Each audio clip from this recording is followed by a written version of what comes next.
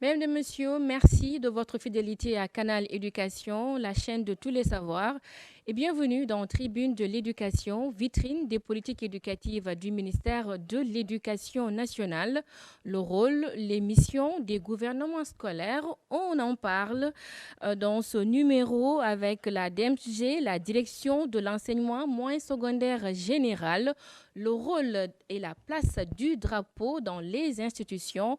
Ça sera dans la chronique civisme et citoyenneté. Bonjour à vous, Nafi. Bonjour Fatoumata. Vous allez bien? Ça va, alhamdulillah. Et vous? Alhamdulillah. Alors, chers téléspectateurs, aujourd'hui, nous avons le plaisir de recevoir sur ce plateau Monsieur Ababakar Lo, chef de division établissement et vie scolaire à la DEMG. Bonjour, Monsieur Lo. Bonjour Madame Diamaka, bonjour Nafi. Et Bonjour, merci inspecteur. d'être parmi nous. C'est moi qui vous remercie. Alors, c'est parti pour l'actualité de la semaine.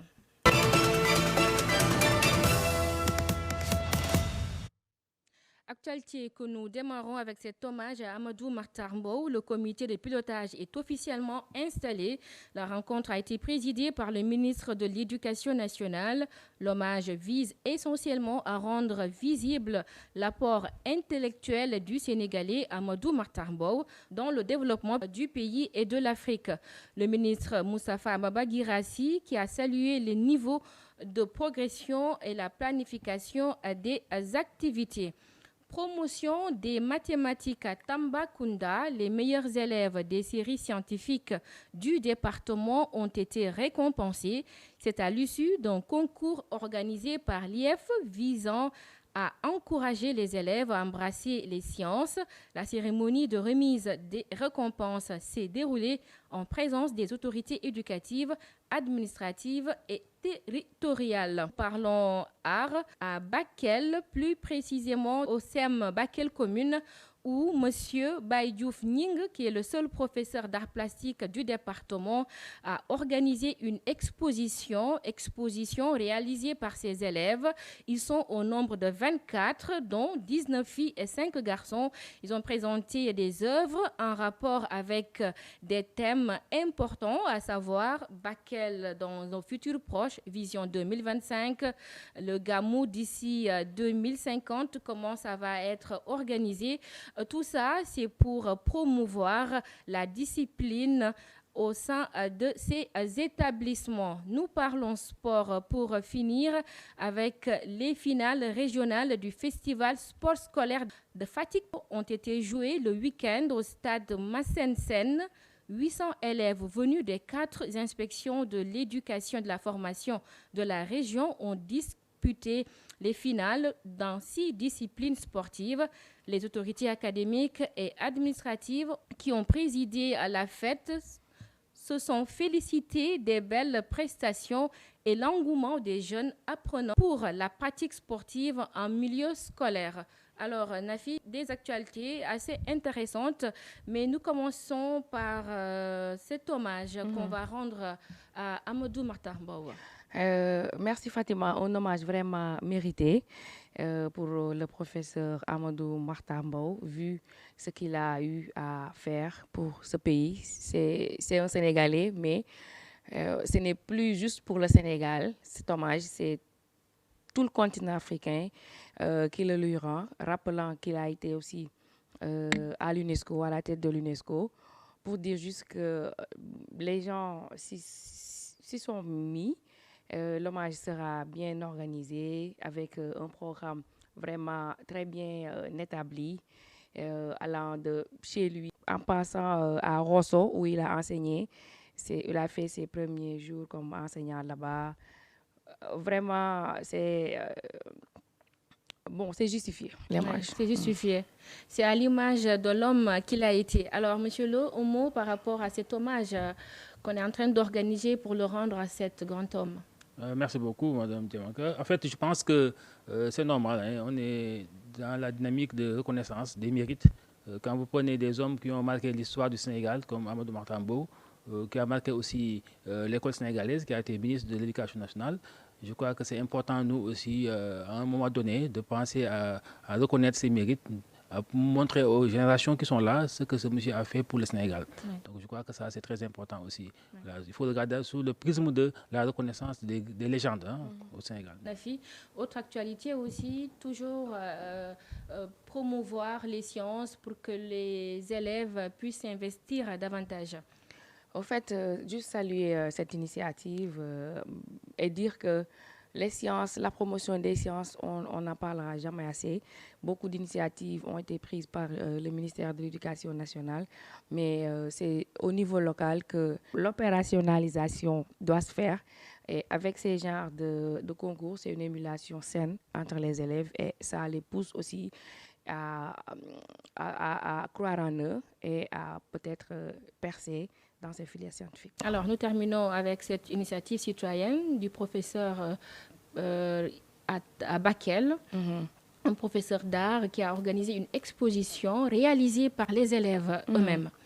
Je crois que ça a permis d'éclore des talents et aux élèves aussi de montrer ce qu'ils sont capables de réaliser. À travers les tableaux, on peut lire beaucoup de messages à travers ces dessins qui paraissent peut-être simples, mais très inspiratif et très significatif aussi.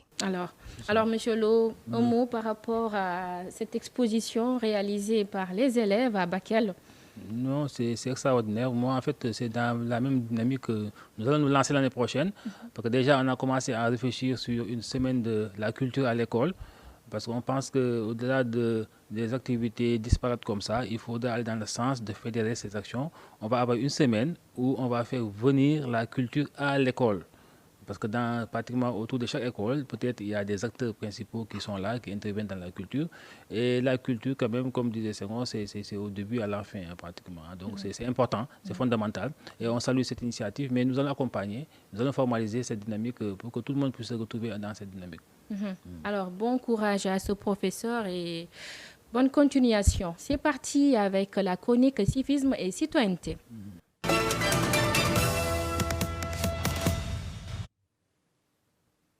Alors, aujourd'hui, on va parler du drapeau tricolore. Oui, et plus précisément de sa place dans nos institutions. Alors, je propose 2 images ou bien 2 petites vidéos qu'on va visionner et revenir sur le vidéo d'illustration. C'est parti.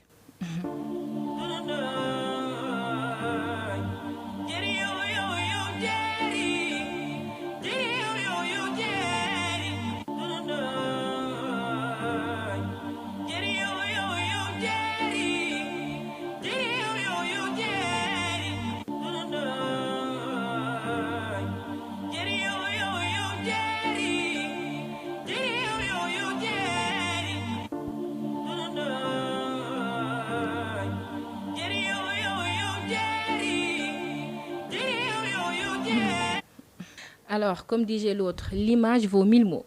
Oui, les images parlent d'elles-mêmes. On a vu à travers les images 2 drapeaux dans des institutions différentes. L'un est à l'école et l'autre dans une mairie. C'est pas la mairie de Dakar, mais c'est une mairie dans la ville de Dakar. Et sur la première image, on voit un drapeau vraiment mal au point, vraiment déchiré, vieux. Malade. Même les couleurs ont disparu.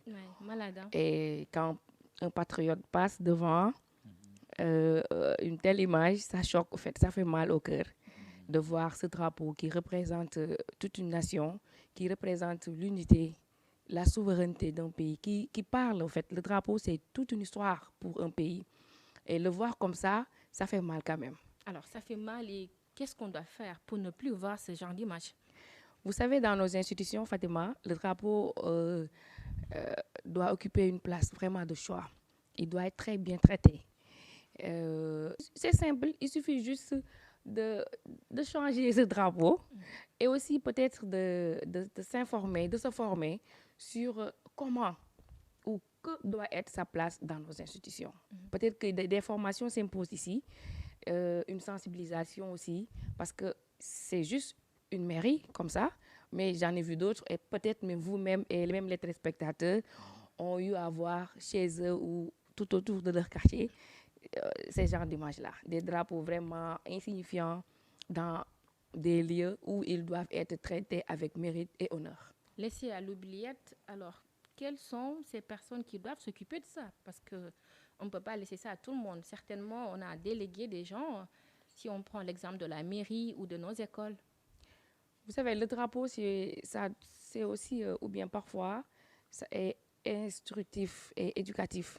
Donc, à la mairie, il y a des commissions d'éducation, des commissions de civisme et de citoyenneté qui sûrement sont appelées à veiller au bon traitement du drapeau. Parce que cet honneur-là, le drapeau le mérite. Il doit être hissé. Parfois, quand on passe devant une institution, on le voit souvent en haut. Et donc, il doit être en haut, bien visible. Et s'il y a d'autres drapeaux qui sont représentés, il est souvent à droite.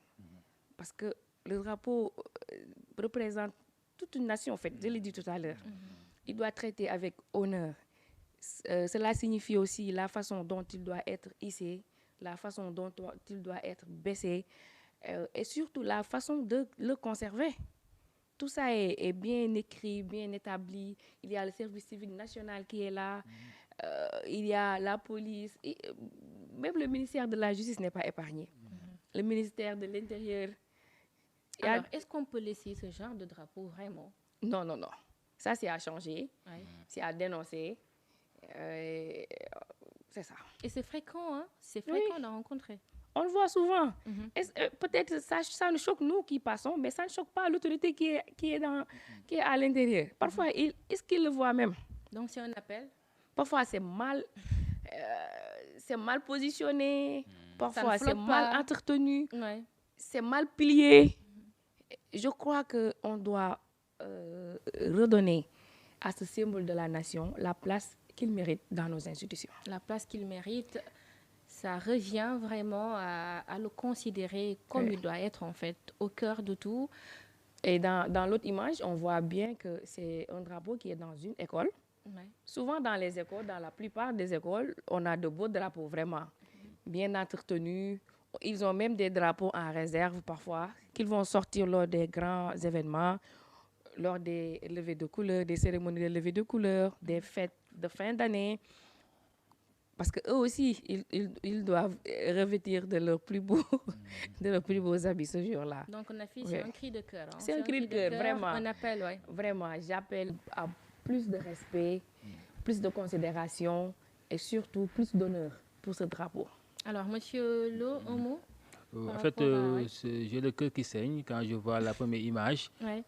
J'ai été prof d'histoire-géographie qui enseignait l'éducation civique. Ouais. Et donc, quand on voit ces images, ça fait mal. C'est comme si le message n'est pas passé.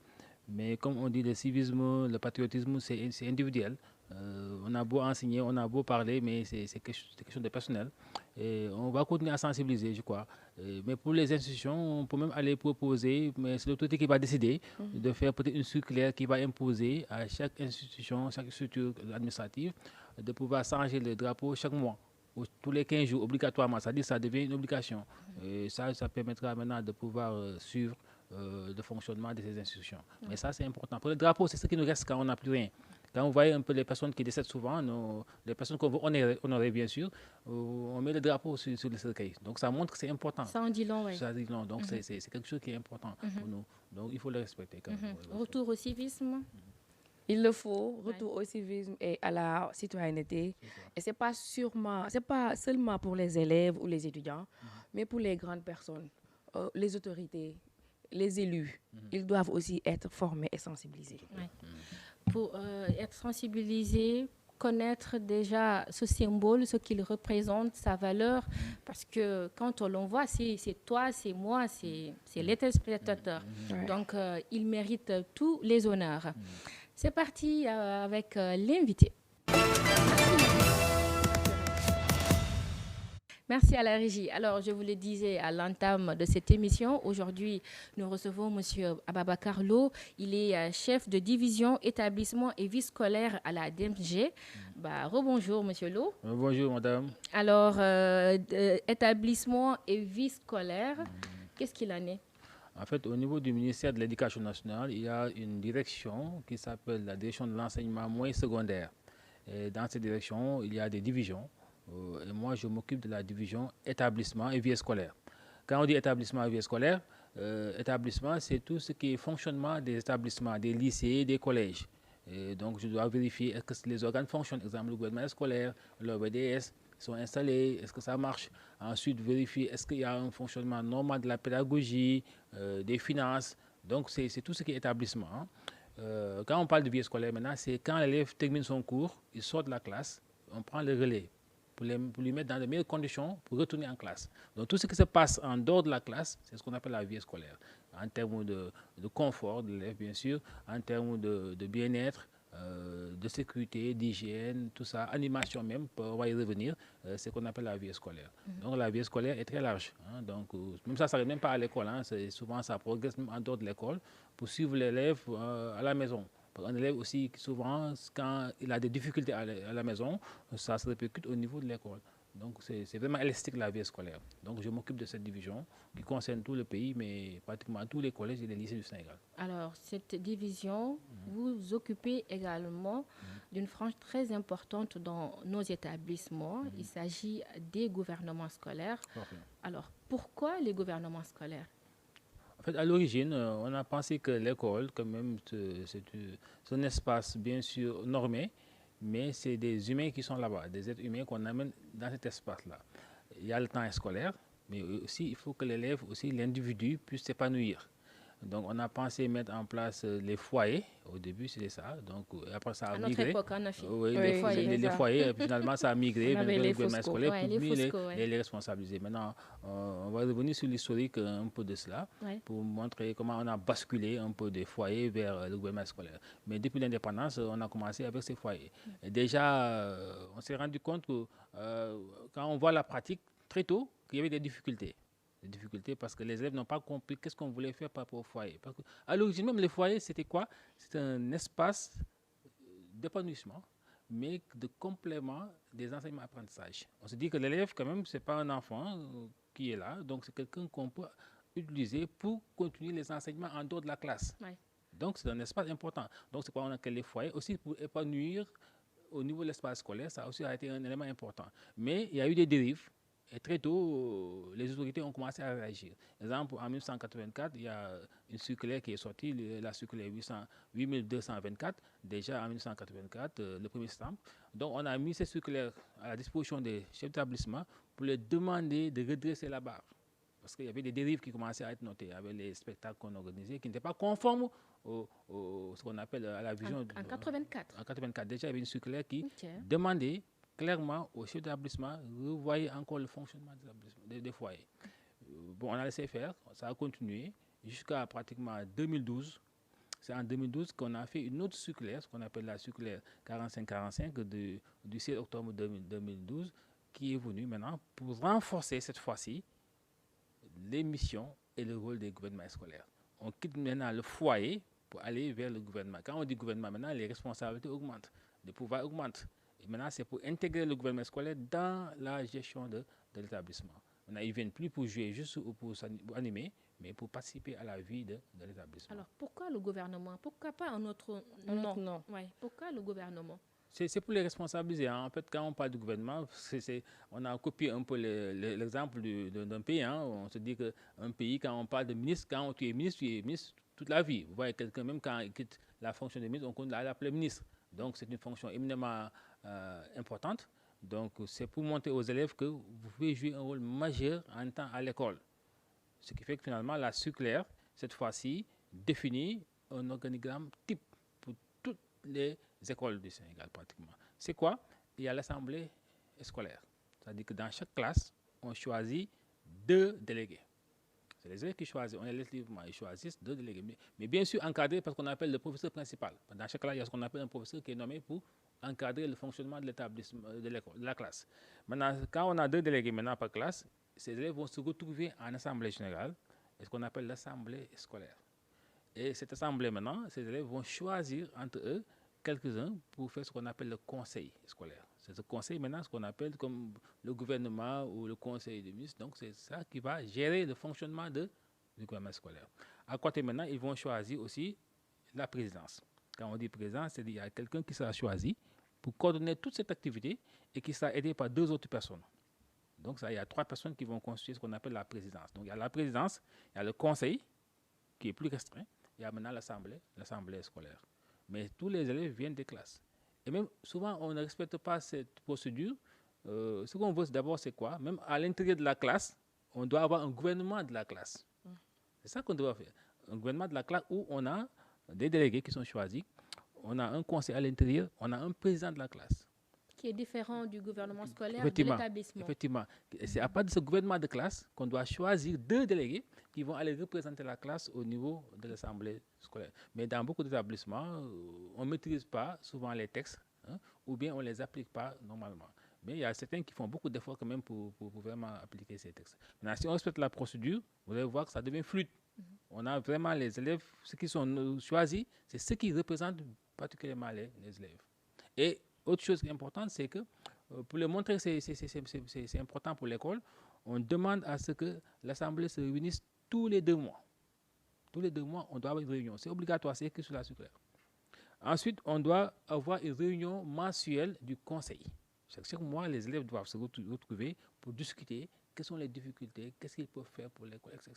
Donc, vous voyez, mais ça, souvent, ce n'est pas appliqué parce qu'il y a un problème de suivi. Maintenant, nous, qu'est-ce qu'on veut faire maintenant? Plus tard, on va en parler. C'est de voir comment faire pour remédier, pour rectifier ces difficultés-là. Voilà. Nafi, une question? Bon, juste dire que d'abord, vous remercier d'être là aujourd'hui. Merci. Et peut-être vous demander, on a parlé longtemps de redynamisation du sport scolaire. Est-ce qu'il n'est pas temps de redynamiser ces gouvernements scolaires, peut-être en revoyant ces textes, surtout en se focalisant, en s'appuyant sur surtout l'application des textes qui sont bien écrits, bien établis? Oui, c'est Alors, ça. sur cette même lancée, peut-être vous allez venir également sur le rôle de ces gouvernements scolaires. Tout à fait. En fait, comme je dis, le rôle, je reviens sur le rôle.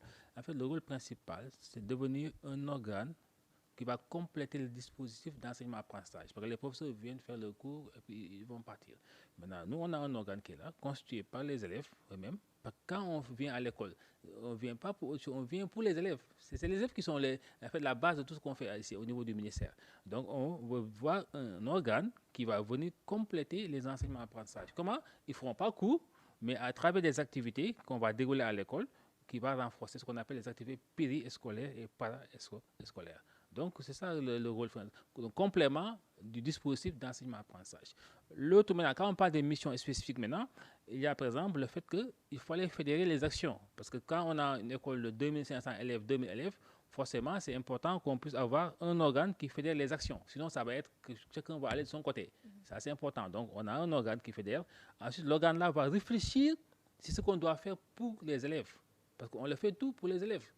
Et comme on dit aujourd'hui que l'école, c'est l'école de la communauté, parce que le ministre a compris, vraiment c'est lancé dans cette dynamique, on a dit que quand on crée ce qu'on appelle une gestion participative, on ne peut pas prendre les fonds où on a les cotisations des parents d'élèves et que c'est géré par des adultes seulement et que les élèves sont à côté.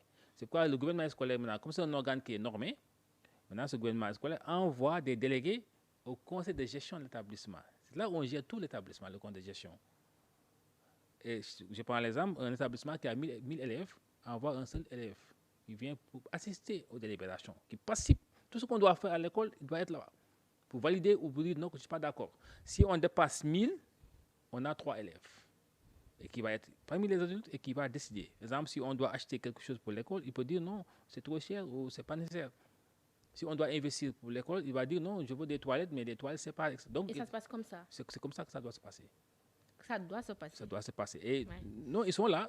Si un conseil de gestion n'a pas de présence d'élèves, on ne peut pas délibérer. C'est-à-dire qu'ils sont là. Maintenant, est-ce que ces élèves prennent les responsabilités pour dire que nous, on n'est pas d'accord sur ça ou ils contribuent au développement de l'école? Des fois, c'est une question qui est ouverte. Mais dans la perspective de changement des textes, on veut renforcer la présence des élèves dans ce CGE. Parce que c'est l'organe exécutif qui détermine tout ce qui est à l'école, le CGE.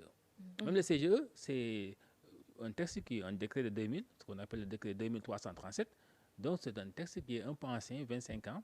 Donc, je crois qu'aussi, on est dans la perspective aujourd'hui de changer le texte-là, de l'ouvrir pour que les partenaires aussi puissent participer, parce que c'est l'école de la communauté. Parce que le ministre, c'est ce qu'il croit.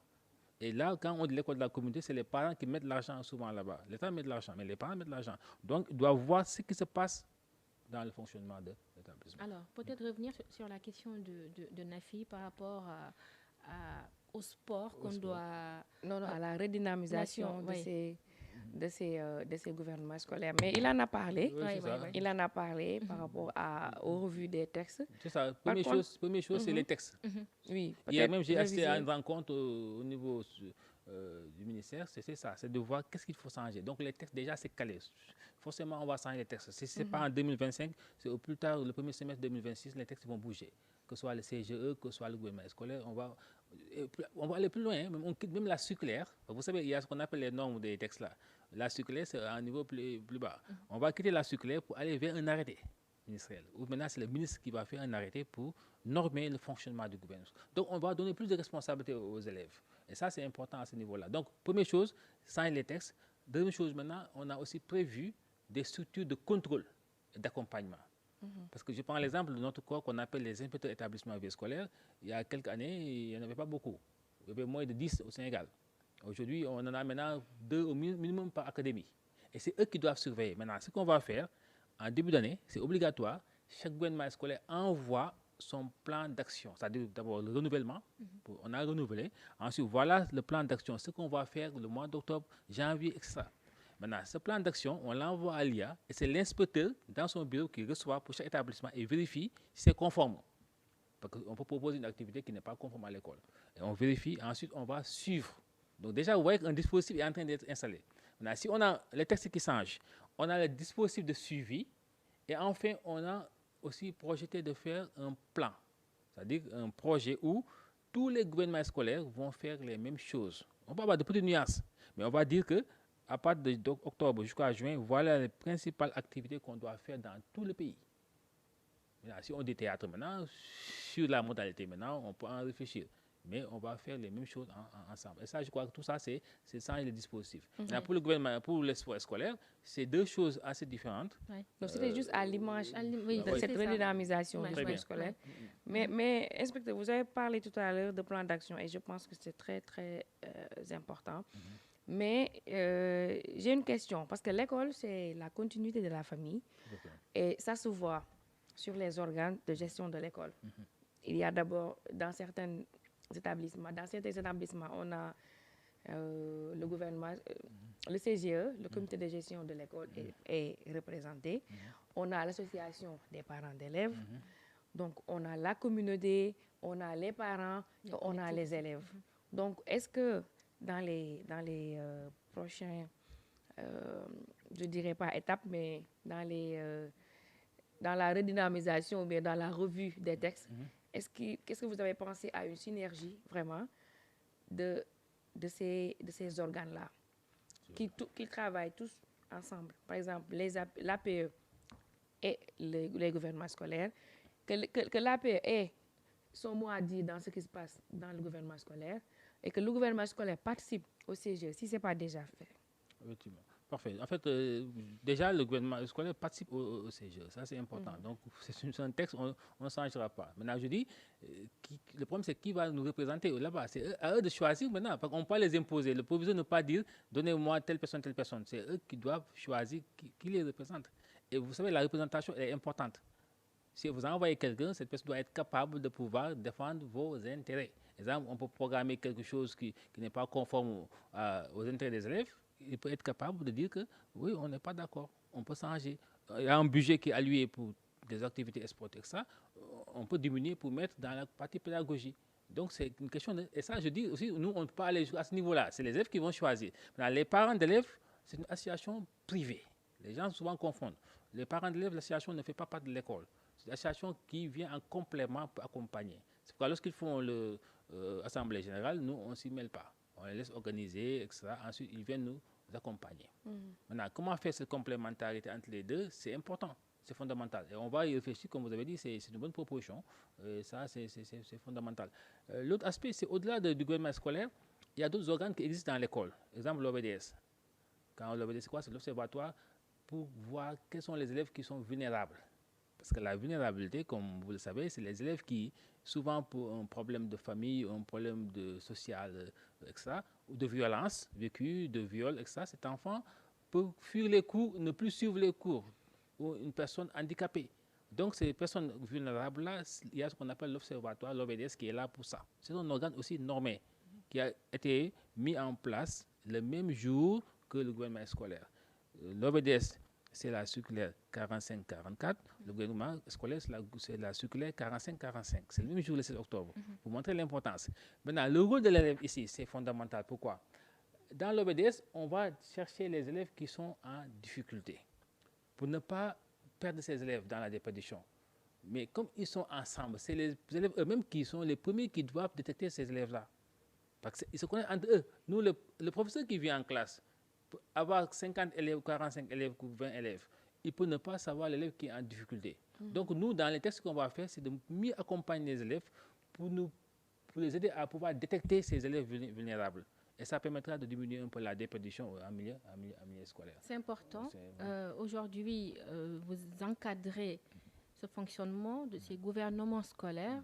Alors, vous l'avez cité tout à l'heure en rappelant, comment dire, l'historique. En 1984, il y a eu des dérives qui ont entraîné. Et aujourd'hui aussi, on est en 2025 et on assiste, je peux l'appeler ainsi, à ces dérives. Alors, qu'est-ce qui n'a pas fonctionné? Ou qu'est-ce qu'il y a à changer? C'est le suivi, c'est le suivi. Comme je dis, à un moment, on a laissé les gouvernements scolaires dérouler les activités. Il n'y a pas quelqu'un, parce que normalement, sur le texte, on a vu qu'on doit avoir un professeur encadré pour accompagner le gouvernement scolaire. Et c'est eux-mêmes qui choisissent les élèves. C'est eux qui vont aller dire au proviseur, nous voulons tel professeur pour nous accompagner dans nos activités. Et lui, il doit être là régulièrement pour vérifier. Il peut même assister aux réunions pour voir des fois les conseiller. Parce qu'il y a un budget que les gouvernements scolaires reçoivent de l'école. C'est l'école qui finance le gouvernement scolaire. Il y a une partie du budget qu'on donne. Bien que ça peut être insuffisant, mais il y a un budget. Donc, ce professeur doit venir le dire, attention, vous voulez faire telle activité, non seulement ce n'est pas conforme à l'éducation, mais c'est assez cher, ce n'est pas efficient. Et là, maintenant, s'il n'y a pas de professeur pour les encadrer, et souvent ça peut arriver, hein, un professeur qu'on nomme qui n'est plus disponible, ou bien ils ont mal choisi quelqu'un qui n'a pas le temps, la conséquence c'est quoi? C'est eux-mêmes qui vont décider pour tout. Et si le plan d'action est envoyé au proviseur, si le proviseur aussi a d'autres aspects, il n'a pas beaucoup de temps pour vérifier, voilà les dérives.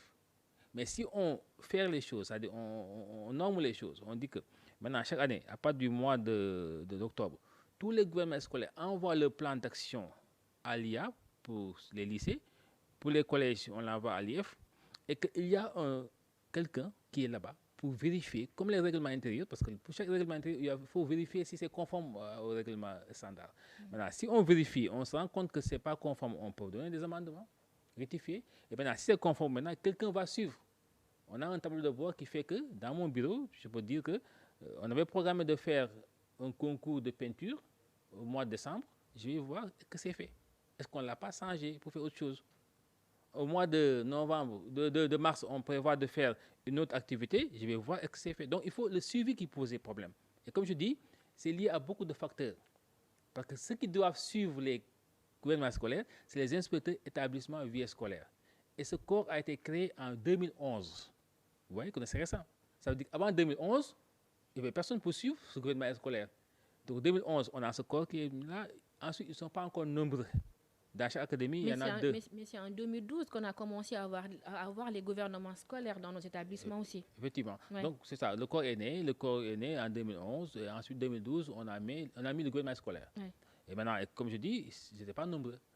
Vous allez dans une académie, il n'y a qu'un seul inspecteur qui peut suivre. Par exemple, moi, j'étais à Kaolack, je devais suivre 40 lycées seuls, 100 collèges. Vous voyez que c'est énorme, une seule personne. Ouais. Aujourd'hui, il y en a deux. Il y a des académies qui ont jusqu'à Kédougou à un seul IVS. Donc, au fur et à mesure, avec l'effort, la générosité du ministère, hein, le ministre qui a demandé à ce qu'on recrute encore, peut-être dans 2 ans, 3 ans, on aura 2 inspecteurs d'établissement vie scolaire dans les IA. Et là, on pourra maintenant avoir un dispositif huilé de suivi régulier de ce qu'on appelle du fonctionnement des gouvernements. Si on les suit... Parce qu'à vous entendre, c'est ça en fait, c'est le contrôle qui pose problème. Pose problème, c'est le contrôle. Si on a ce dispositif qui est installé, on suit, il n'y a pas de problème, ça va marcher. Il faut que les élèves sachent qu'il y a au moins, on leur donne un pouvoir, mais ce pouvoir est contrôlé. Parce que les enfants aussi, hein, il faut qu'on les contrôle. Et je crois que nous, on a compris le problème, on va agir dans ce sens. D'accord. Nafi, question? Bon, peut-être par rapport au NITE, qu'est-ce qui est prévu? Oui, pour l'unité, c'est une initiative louable du ministère. Comme je dis, le ministre a compris, comme je dis, que c'est l'école de la société. Moi, je parle de l'école du développement. Il a compris cette vision. L'école n'est pas juste un milieu où on vient étudier et rentrer. Mais l'école, c'est un milieu où on doit aussi se préparer pour l'avenir. Parce que c'est ça ce qui est important. Dans beaucoup de pays, on prépare l'enfant déjà au lycée à être un acteur de développement. Donc ici, l'unité, c'est cette perspective, c'est-à-dire cette nouvelle vision, aller vers une école humaniste.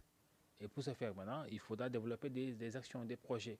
Et ces projets, il y en a un qui commence à émerger. Je prends l'exemple, on va en parler bien sûr, c'est le projet sur une école Samaïté, donc qui est dans la même dynamique. Hein. C'est quoi? C'est de dire aux élèves, qu'est-ce que vous pouvez faire pour le développement? C'est-à-dire, aujourd'hui, hein, il y a beaucoup de partenaires qui viennent à l'école. Hein. Ce matin même, j'ai communiqué avec quelqu'un dans ce sens. C'est quoi? Le tri des ordures, sur les plastiques. On voit dans les écoles, il y en a beaucoup dans les écoles, mais comment faire pour les organiser? On ne demandera pas aux élèves d'aller prendre les ordures, ce n'est pas leur rôle. Mais si on parvient à les conscientiser pour leur montrer que les ordures, comme on dit, c'est de l'ordure, c'est dans les classes qu'on va commencer le travail. Et la semaine prochaine, je vais accompagner un partenaire qui va venir faire des dons de poubelles sélectifs. On a vu au ministère ces poubelles-là où on a plusieurs compartiments. L'élève qu'on apprend, on dit vous mettez ici les plastiques, vous mettez ici etc. Donc cet enfant a des réflexes qui fait que finalement, lorsque cet enfant voyagera aux États-Unis, en France, dans les autres pays du monde, il n'est pas dépaysé. Il arrive à l'aéroport, il sait que je mets ma bouteille ici. Même chez lui, il démarre par chez lui. Chez lui. Il devient un chef d'entreprise. Effectivement, dans son foyer, il démarre. Donc on va installer ces réflexes au niveau de l'enfant très tôt. Donc l'idée c'est ça, c'est préparer l'enfant à devenir un citoyen modèle pour l'avenir. Et je crois que nous allons, c'est nouveau bien sûr, le ministre nous demande forcément de rapidement faire des actions. Et je crois qu'on va faire des choses. Parce que comme lui, il est dynamique, engagé, et puis il nous met la pression dans ce sens. Je crois que le président même, vous l'avez vu, avec l'association, le président qui sort souvent pour aller voir ce qui se passe quand on nettoie les rues. Donc c'est une vision qui est là. Et j'ai l'espoir que ça va marcher. Alors, sous école Samaïté, donc l'école est au cœur du développement, mais on y implique aussi, comme vous l'avez dit, l'élève. Parfaitement. Cette fois-ci, on va changer de registre. Hein. Avant, quand on dit développement de l'école, on laissait le proviseur, le principal, les professeurs s'occuper du développement, ou bien les parents d'élèves. Mais on a dit que non. On travaille pour qui? C'est les élèves. On va construire avec qui? C'est les élèves. Maintenant, c'est les élèves qui vont développer l'école. On va agir avec eux. Donc, ce concours, en fait, c'est le gouvernement scolaire pour les mettre devant. On dit que c'est vous qui allez maintenant voir ce qui se passe ailleurs dans d'autres établissements. Par exemple, on est en phase pilote. On n'avait pas beaucoup de temps parce que l'année scolaire, ça se fait. Donc, on avait dit qu'on va prendre une académie pour tester le projet. C'est-à-dire, le principe, c'est quoi? C'est 4 établissements qu'on a choisis. Quels sont ces établissements? Il y a le lycée de Sangalkam, le lycée Abdoulaye Sadji à Rufisque, il y a le lycée de Diamniadio, il y a aussi le Darama de Diamniadio, là où se trouvent les filles. Donc, c'est les 4 établissements maintenant qui vont compéter ensemble. Maintenant, ça, c'est quoi? Lorsqu'on va à Abdoulaye Sadji, c'est les 3 présidents du gouvernement scolaire qui vont venir là-bas pour visiter l'école. On va regarder tout, hein, ce qu'on appelle le cadre de vie, la sécurité, l'hygiène, etc. Et ils vont noter sur 20 points. Ensuite, il y a un jury qui s'est installé au niveau de l'IA, avec l'IA de Rufisque, plus un inspecteur et d'autres agents qui vont se réunir la semaine prochaine et qui vont voir les vidéos. À chaque fois qu'on visitait les établissements, on prenait des images, on fait des interviews, on vérifiait tout. Maintenant, ce jury qui ne s'est pas déplacé va voir les vidéos des 4 établissements. Et ce jury va attribuer des points par rapport à des critères, bien sûr. Ensuite, il y a un 3e volet, c'est le vote populaire. On a voulu que ce soit quelque chose qui intéresse tout le monde.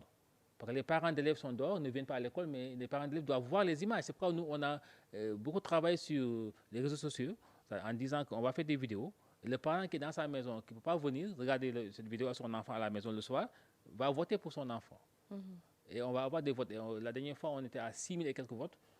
Aujourd'hui, je crois que c'est l'un des lycées de Diamniadio qui est devant. Maintenant, le lycée qui a plus de votes va avoir 2 points de plus de bonus. Et si le jury se réunit la semaine prochaine et qu'on donne des notes, on se rend compte qu'il y a 2 lycées qui ont les mêmes notes, 12-12. Maintenant, c'est les 2 points supplémentaires que vous avez qui va vous départager. Et dans ça, c'est quoi? C'est de dire aux élèves, c'est votre école. Et ils sont préparés hein, depuis 2 mois. Et vous allez voir un établissement comme Sangalkam qui n'avait pas de potager. Et quand ils ont senti que les gens devaient venir, ils sont battus, ils sont allés chercher des partenaires, ils ont installé un potager. Et ça, c'est ce concours qui a emporté ce plus. Ouais. Tu vois, à Ablassagi, c'est des filles qui sont parties chercher des moyens dehors et qui sont venues acheter des pots de peinture et qui ont peint leur école. C'est des filles qui l'ont fait.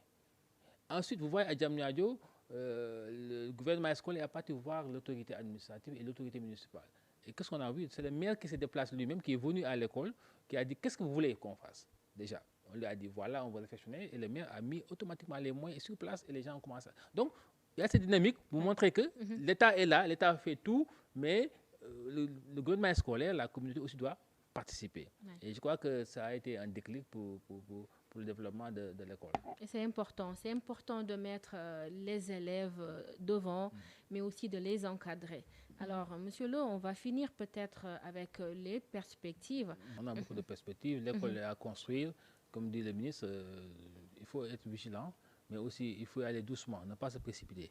Quand vous construisez quelque chose pour l'avenir, il faut prendre le temps de réfléchir ce qu'on veut faire. Et déjà, lui, sa vision est claire, on sait ce qu'il veut et on va y aller. Maintenant, première chose, c'est de revoir les textes. Il y a beaucoup de textes qui ont été dépassés, qui sont obsolètes.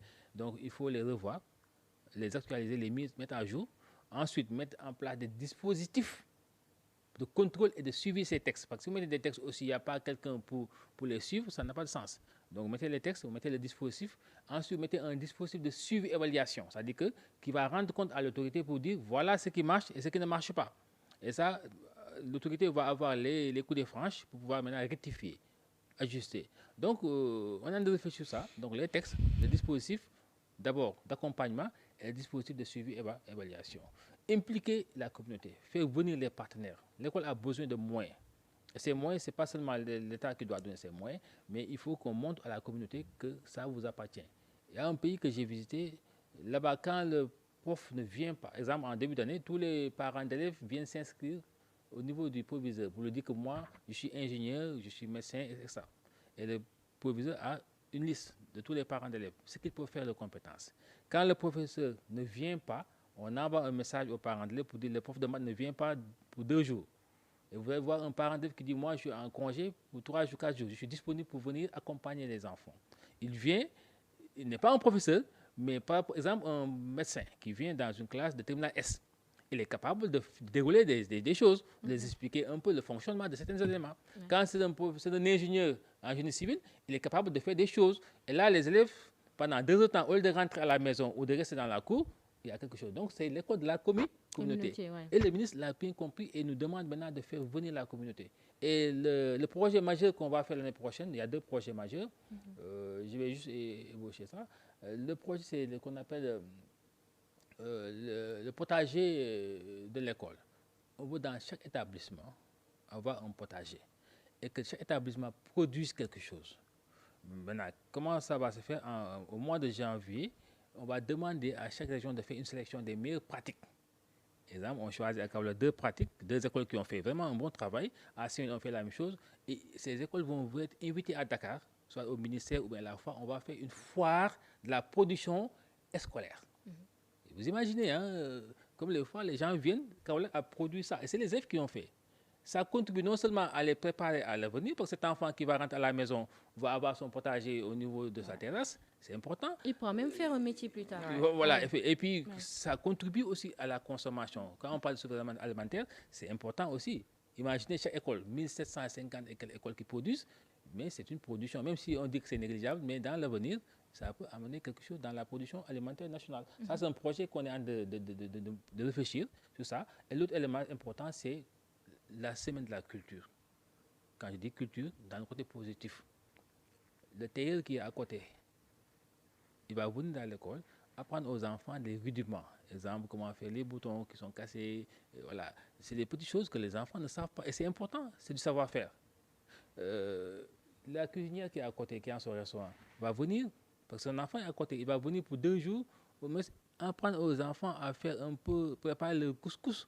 C'est des choses, c'est une compétence qu'il faut apprendre. Il y a des femmes mariées qui ne savent pas faire le couscous ni autres produits dérivés du couscous. Ouais. Donc, ce qui fait que ça aussi, ça permet à la communauté de venir savoir ce que font leurs enfants et de nous accompagner. Donc, on veut faire venir la communauté, mais on va encadrer ça aussi, fondamentalement, pour ne pas avoir de dérives. En tout cas, elles sont importantes, toutes ces perspectives. On vous dit vraiment bon courage. Merci, merci. En tout cas, c'était un plaisir de vous recevoir sur ce plateau. Toi, c'est moi qui vous remercie de me donner la chance, la possibilité de m'exprimer ici, de parler de nos projets et de remercier pratiquement d'abord le ministre, monsieur le ministre, qui nous a permis de venir ici. Lui remercier aussi pour tout ce qu'il fait au niveau du ministère. On est là, on sait, on voit. Parce que s'il n'avait pas donné ces moyens, ces possibilités, on ne pourrait pas faire quelque chose. Remercier quand même toutes les autorités qui sont au niveau du ministère. Remercier le directeur de cette division-là, remercier pratiquement tous ceux qui travaillent ici et remercier tout le monde. Voilà. Merci beaucoup. Alors, je rappelle que vous êtes Ababacar Lo, vous êtes chef de division établissement et vie scolaire à la DEMG. Merci à vous, Nafi, c'était un plaisir. Le plaisir partagé. Juste un mot avant de dire au revoir parce que j'ai regardé les images passées et j'étais très, très, très contente de voir tout ce qui se fait dans nos écoles. Ouais. Par exemple, quand je vois le lycée de Diamniadio, en déplacement là-bas, le président m'avait dit un jour, c'est Ismaël, le président du gouvernement scolaire, il m'avait dit, bon, madame, on voit tout le temps le président sortir et essayer de nettoyer le pays. Il faut lui dire qu'on a compris la leçon. Vous n'allez pas, le jour où vous allez revenir à Diamniadio, vous serez surpris de voir comment on va changer l'école. Donc ça, c'est un plaisir de voir qu'ils l'ont réussi avec vous.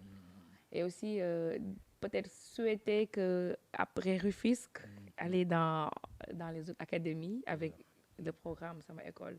C'est une école, Sama Yité. Et aussi, Fatima, merci beaucoup. C'est un plaisir de revenir sur le plateau de Tribune et de parler de civisme et de citoyenneté. Alors, à très bientôt. Inch'Allah. Chers téléspectateurs, nous arrivons au terme de ce magazine. Avant de nous quitter, votre viatique de la semaine. Établir la paix durablement et le travail de l'éducation, la politique ne peut qu'éviter la guerre, nous dit Maria Montessori. Merci de nous avoir suivis. Rendez-vous la semaine prochaine, Inch'Allah. D'ici là, prenez soin de vous.